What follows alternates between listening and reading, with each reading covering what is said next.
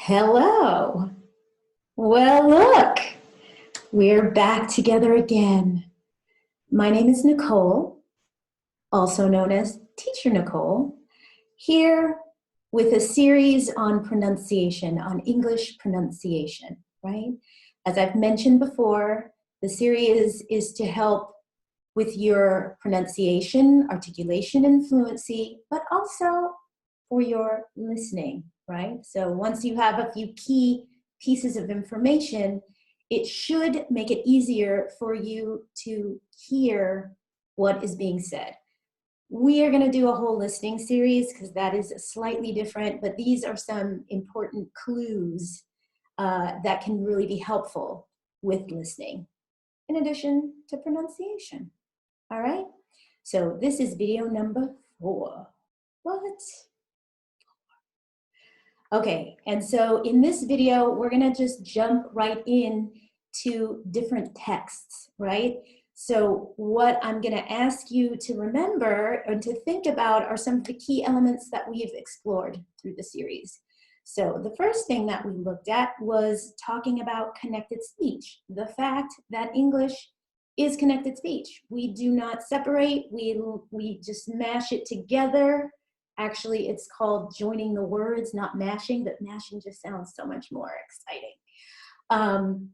And what that does, unfortunately, though, it creates completely different sounds than what you might be expecting, right? So the first 3 videos explore, well, at least the first one, explores specifically the sounds, right? How that sound is different. I will add some supplementary material to talk in more specific detail about the various ways it completely changes how you hear or what you're hearing that is English. But I think that the information I've provided so far is helpful, right? We can get into more depth, but this should be pretty good to get you started. Now, we want to actually look at different texts and talk about how we're combining that information, okay? So we're going to look at 3 different texts. So the first text is a monologue, right? The second text is a poem. And the third text is also a poem that's called a limerick, okay?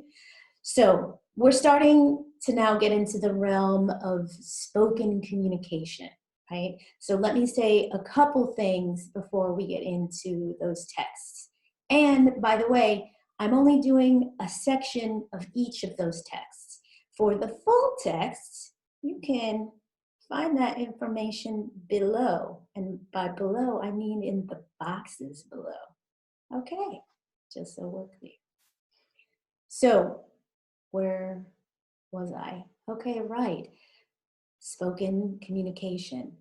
Yes. So, in general, when we speak in English, we don't speak in terms of separate words. Separate words don't have meaning alone. They need other words. Right? That was not clear at all, was it? So our sentences are organized by ideas, right? You have a sentence, but within that sentence, you've got different ideas, different things happening, right? So we connect those. So for example, I'm going to do the first text, which is a monologue called The Lazy Cat, right? The lazy cat. Next door, there is a lazy cat. He is so lazy that he sleeps all day on the sofa on the front porch. If a dog goes by, he doesn't care. If a bird flies by, he doesn't care. Right? So in the first sentence, right, next door, there is a lazy cat, right?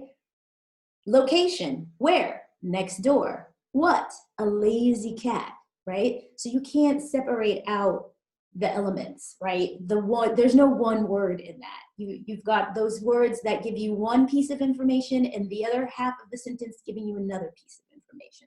So that's super important for listening. Because again, you're not listening for the one word. You're listening for a collection of words, right? As they come together to express, explain, describe something, okay?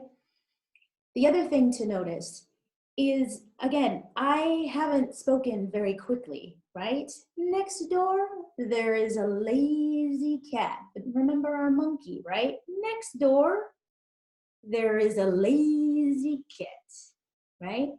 He's so lazy that he sleeps all day on the sofa on the front porch, right? So again, that monkey swinging from tree to tree in his eternal search is connecting pieces of information together to answer one particular question or one thing, to form one giant piece of information, okay?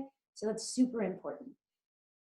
What else? You're gonna have the text below and you're gonna practice this yourself, right? Feel free to mimic me, to copy me.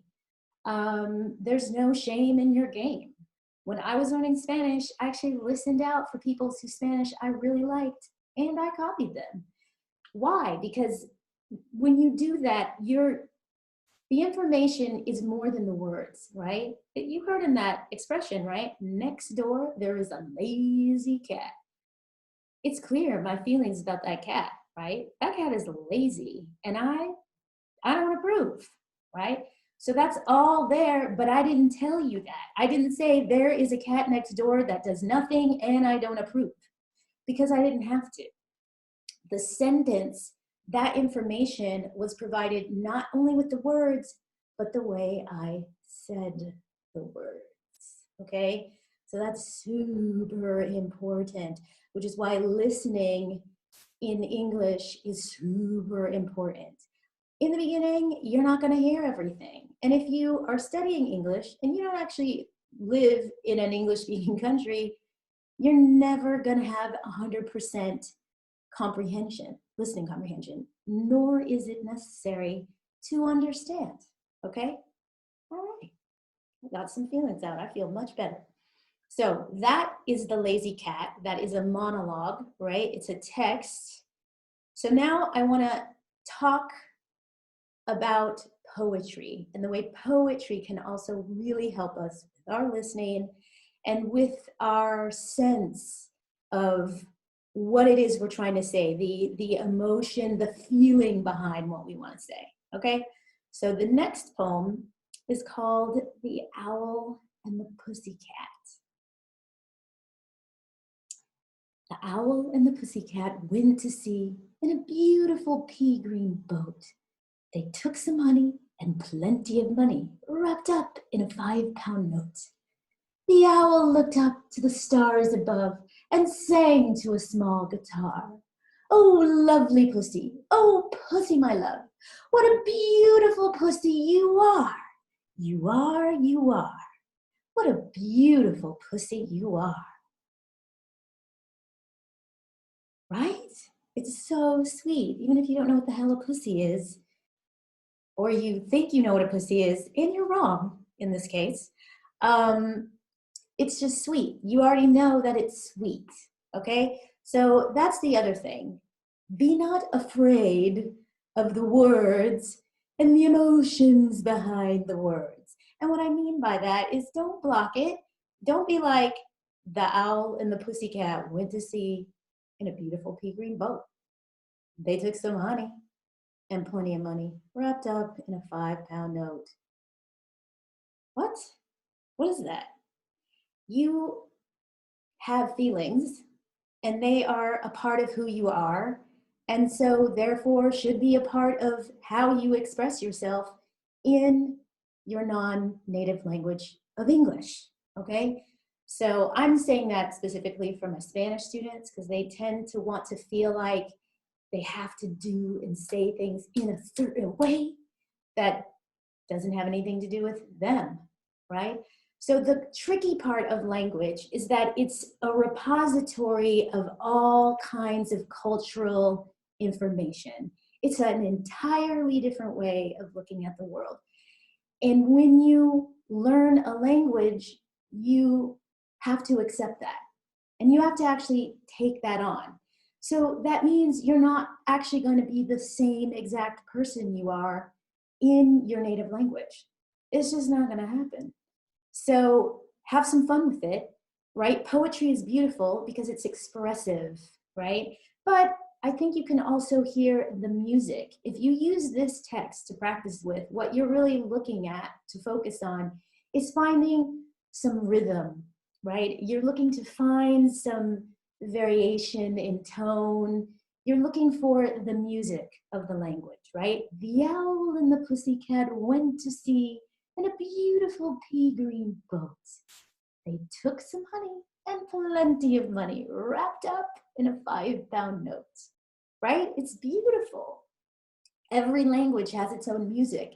And if when you're practicing to speak, you're not playing with that, listening for that, finding that, then you're blocking somehow, right? You're blocking yourself, right? But you're blocking the real expressiveness and possibility of that language as well, right? In this case, we're talking about English, all right?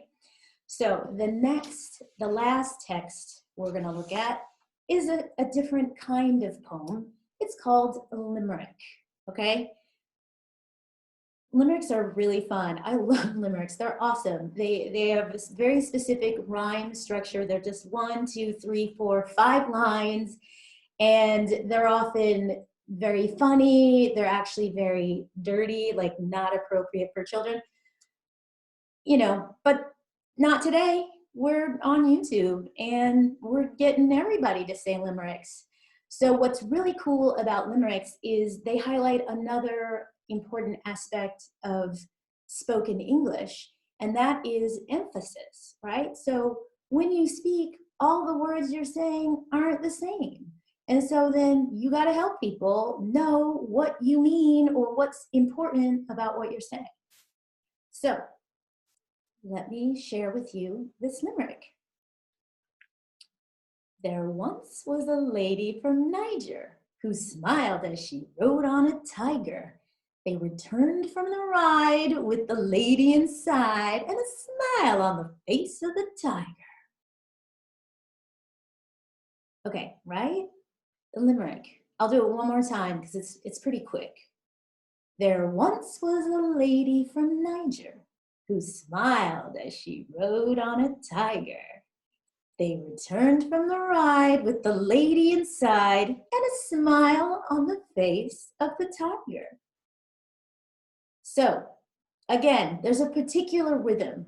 Poems are really good to work with just because the rhythm is apparent, right? And you know when you've caught it, when you're fighting against it, when you've lost it, etc. And that actually points out another thing when speaking. When you relax and take your time, it's much easier to actually catch the rhythm of the language, right? You're not in charge. The language is in charge. The language is in charge. And we forget that, right? We want to be in charge. We're driving this. And it's like, you're not. Because if you are, then I don't understand you. It's like, I don't know if you've had this happen, but I have had the occasion to hear someone, a Spanish speaker, speaking English and swearing that they were actually speaking Spanish because they used English words, but they spoke their English in exactly the same way they would speak Spanish. That's a hot mess. You can't do it, right? Or if you do, what happens? We lose everything about what you're trying to say. We don't even know that you're speaking English because you're speaking it like you speak Spanish or whatever your native language is, right? Don't do that. So these poems are a really great way to work on that, to build some awareness around that. The other thing to point out about the limericks is the nice way that it naturally emphasizes what's important in the sentence. There once was a lady from Niger who smiled as she rode on a tiger. They returned from the ride with the lady inside and a smile on the face of the tiger. boom, right? The, whatever. No one cares about those words. What do those words mean? Nothing. The point is, there was a lady, and she was from Niger. And then she smiled when she rode on a tiger. So she was riding on a tiger. So first of all, this is a cautionary tale. Maybe you don't ride on the tiger. So anyway, in this cautionary tale, she is smiling though. She is living her best life on that tiger. But wait for it, because when she returns, where's the lady? She's inside the tiger. Dude, just don't do it. Okay, so that was 3 texts, right? Different texts to explore some of the ideas of spoken English, right? For practicing, but also for listening as well. You're not listening for every word. Ain't nobody interested in every word. It's not a thing for us in English. We will try to let you know what it is we want you to know, okay? The only other thing to say in terms of listening is the more you do it, the easier it gets. We'll get into this when we do the listening series, but don't chase after the words. Let the words come to you. Come on now, have some pride. Okay, so that's it for this video. Again, feelings, suggestions, epiphanies, I don't know. You can type them up. Let me know. Thank you once again for watching. Bye. I never know where the off button is. That is real.